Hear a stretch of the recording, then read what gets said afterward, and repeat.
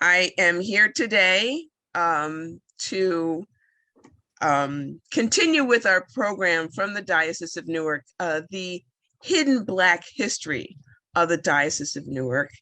And I am very happy to announce that we are grateful to have Ms. Gail Barkley with us today to talk about her experience through her childhood eyes as a youngster attending St. Philip's Church, which later on in our diocesan history joined Trinity to form our cathedral.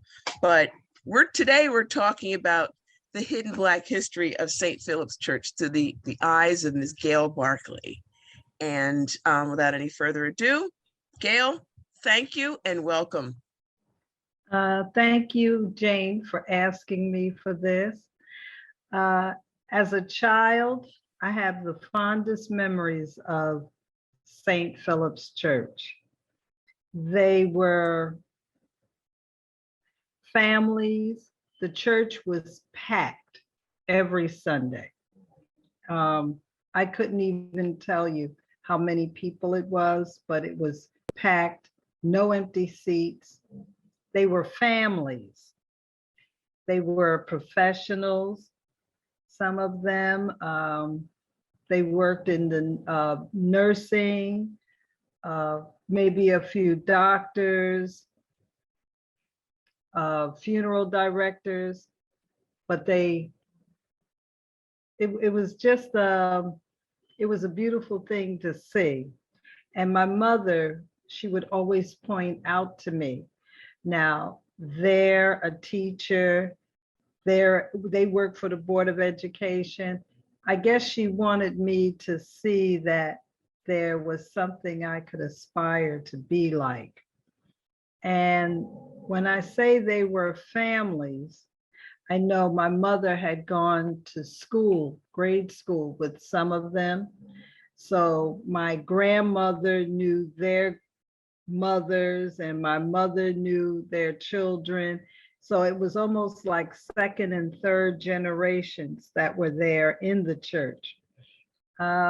We had a choir, and my mother would always point out, now they went to school for music. They went to college for music, and they're professional singers. Some of the people was like Mr. and Mrs.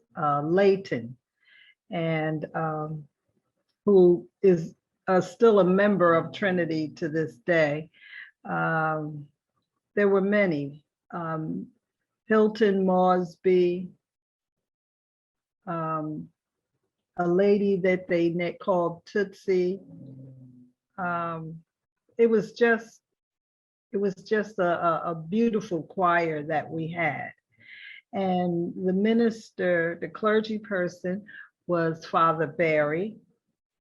And I didn't know, being a little kid, I didn't know too much about him, but he seemed friendly. There was the Kenton sisters who were in charge of the Sunday school. It seemed like they ran the church too, but they were mainly in charge of the Sunday school. My fondest memory of Sunday school, I don't know how old I was, but I remember singing "Yes, Jesus Loves Me" in front of a group of people, and I sang to the top of my lungs, I believe, which they laughed about. I also remember we always had activities.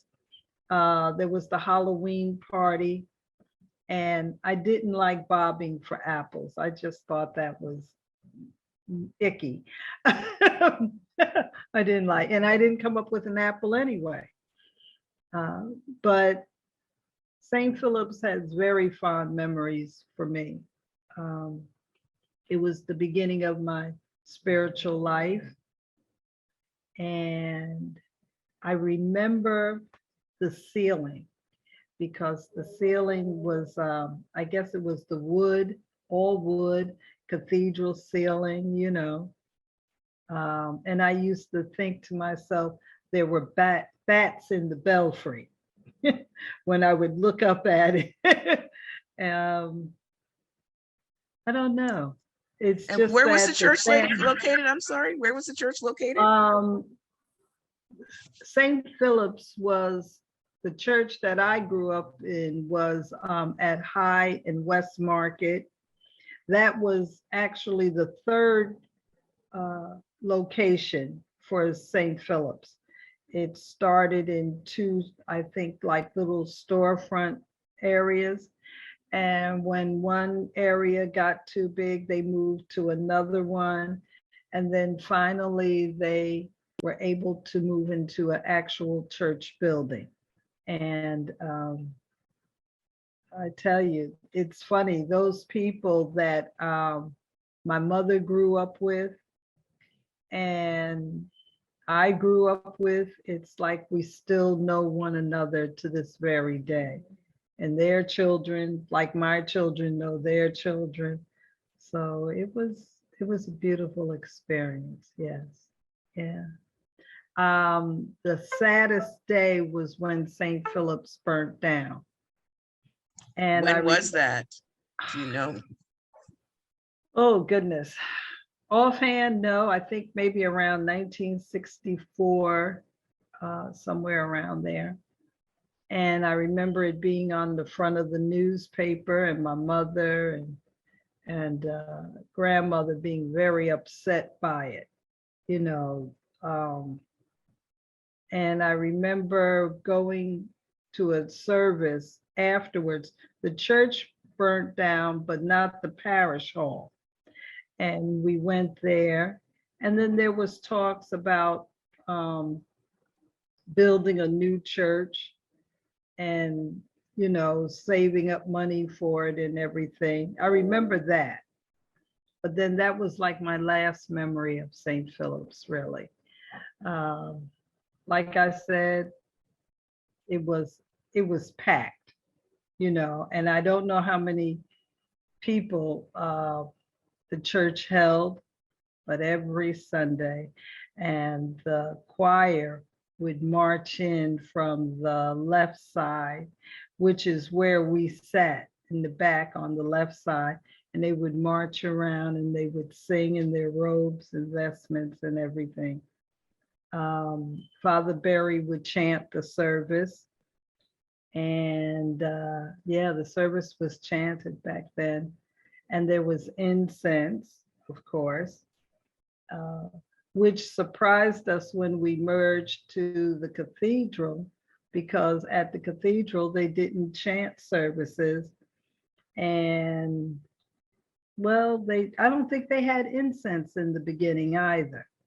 But I guess finding out this is what we were accustomed to, they started, you know, doing those things. Mm-hmm. Yeah. So what a very rich history and experience. And, you know, back in the day when you wore white gloves and your patent leather shoes to church and your little bonnet on your head. Mm-hmm. And yeah. Just to imagine a church packed with families as you shared with us. Right. And yeah. all in Black families, they were, while we all may have been Black, there were people from the islands. A lot of the friends came from St. Kitts. There were Africans, Black Americans, but we were all there together worshiping. And it was funny, I think at that time, by being an all Black congregation, I don't even know if I knew there were white Episcopalians. I was in my own little world. To be honest with you, I was in my own little world. Back then, you spoke of patent leather shoes. Yes, you had your church clothes, and you had to wear a hat on your head during service, and you had your Sunday coat and your Sunday outfits. And I can remember my mother always teaching me, when you enter the pew, you bow. When you come out, you bow. She taught me a lot of the customs. Like for instance, when on Palm Sunday, when you sing, "Oh, all glory, Lord, and honor," you put the palms on your shoulder, different things like that. I remember also one time my neighbors, they were Baptists, and I went to church with them one Sunday. And of course, my mother made me wear the hat. It was a navy blue velvet hat, and she made me wear it. And of course, you had your church clothes on. And we get there to the church, and as I enter the pew, I bowed. And I think and then I knelt. You say your prayer as you enter church, enter church. And I can remember when I sat in the seat, the minister staring at me because they knew I wasn't from that church, I guess. And they were like, "What is she doing?" and um, Mrs. Coleman saying to her children, that's the type of church that she goes to. So I had a nice experience that day, but I've always been Episcopalian. That's the funny thing. Yeah. Yeah. Mm-hmm. And did your experience with, you with St. Philip's, you made reference to the fire, Mm-hmm. and you've obviously been with the cathedral for a very long time. Was it continuous from you one to the other? And how much time elapsed between the fire and the merger? I believe I was told that it could have been up to 2 years. And it seemed like at the time, half of the church members, the church leadership, some people didn't want the merger, only because we had always governed ourselves, and we didn't want, I guess, as Black people, we always governed ourselves. And they were merging, word was we were merging with a white church, and they thought they would have to give up their, I guess, their independence if they merged with the white church, and they wouldn't be governing themselves. I remember going to Trinity Cathedral the first time with my mother. I was at that age by then. I needed to start catechism so that I could be confirmed, which was probably like 12 or 13. And we went there. And I remember hearing, "Oh, there's probably only 12 or 13 people left in the church, and they were white." And I remember when we went that day that there were 12 people there, 12 white people. As a kid, not knowing any better, I counted them. It was really my first time worshiping with white people. And but they were all very friendly. Two of the ladies had been my mother's teachers in grade school, the Zinke sisters.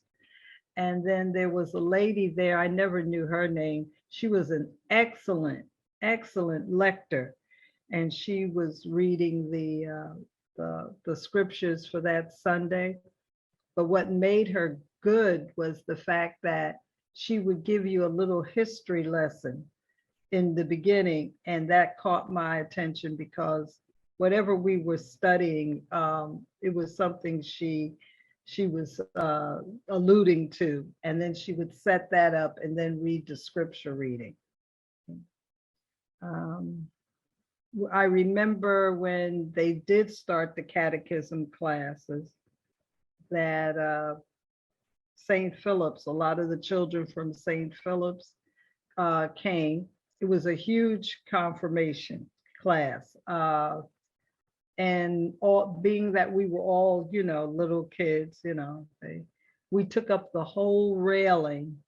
And then there may have been some that were left over, and the bishop would come and lay hands on each of us. He would just go one by one to confirm us.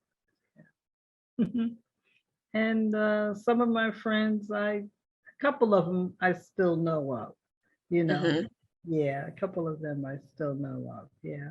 But even when we started coming to Trinity, the people that did accept the merger and emerged, the church was once again packed, downstairs, upstairs, it was still packed, yeah.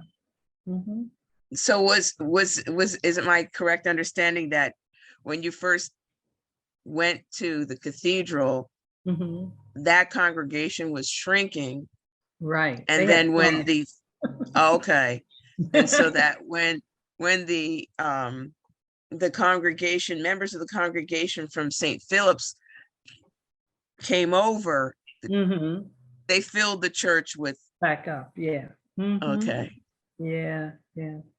gave it new life. Mm-hmm. Yeah, Yeah. it took a little while, but yes, Mhm. it gave it new life and everything. Yeah. Yeah. So, well, I thank you for Yeah. sharing your history of St. Philip's with us. And I am grateful Mm-hmm. as for the sharing and for a look back through your eyes.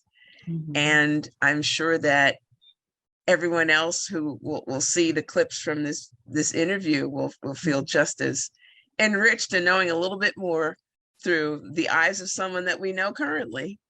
Okay. Yes. Thank you.